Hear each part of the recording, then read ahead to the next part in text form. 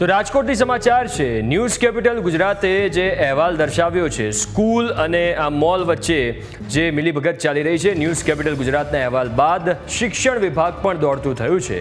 વિદ્યાર્થીઓને ચોક્કસ જગ્યાથી સ્ટેશનરીની વસ્તુ લેવા પર ફરજ પાડનાર પર તવાઈ બોલાવવામાં આવી। ડીઈઓને પુરાવા મળ્યા બાદ ખાનગી શાળાઓની દાદાગીરી પર એક્શન લેવામાં આવ્યો છે। 6 ખાનગી શાળાઓને શિક્ષણ વિભાગે નોટિસ ફટકારી છે।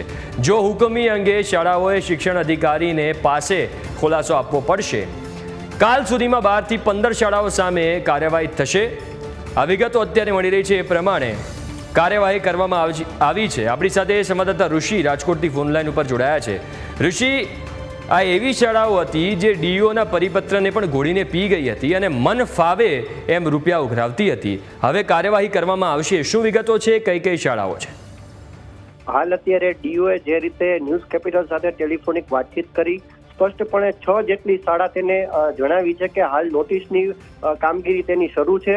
વધુ શાળાઓને પણ નોટિસ આપવાની કામગીરી શરૂ છે। સમગ્ર મામલે આવતીકાલે ડીઓ પત્રકાર પરિષદ પણ કરવાના છે। જોકે જે ખાનગી શાળાઓ છે તે તમામ શાળાઓ જેના પુરાવાઓ ડીઓ પાસે આવ્યા છે તે તમામ શાળામાં અત્યારે નોટિસ ફટકારવામાં આવી રહી છે અને નોટિસનો સમય પીરિયડ પૂરો થયે દંડની કાર્યવાહી પણ કરવામાં આવશે અને શિક્ષણ વિભાગને પણ સમગ્ર મામલે જાણ કરવામાં આવશે। હાલ અત્યારે શિક્ષણ વિભાગ એલર્ટ બન્યું છે અને ખાનગી શાળા પર અત્યારે તવાઈ બોલાઈ છે। જી બિલકુલ, આભાર ઋષિ વિગતો આપવા માટે।